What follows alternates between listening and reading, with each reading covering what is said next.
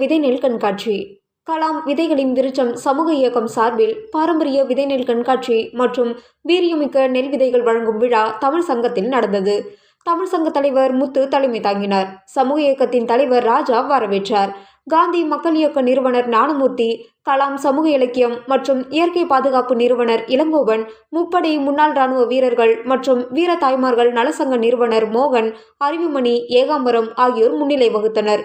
விழாவில் cyber crime inspector கீர்த்தி, jolly home நிறுவனர் Bruno Savio, பல்கலைக்கழக முன்னாள் பேராசிரியர் இளமதி ஜானகிராமன், முன்னாள் தலைமை ஆசிரியை வாசுகி ராமமூர்த்தி ஆகியோர் இயற்கை விவசாயிகளுக்கு 60 வகையான வீரியமிக்க நெல் விதைகளை இலவசமாக வழங்கினர்.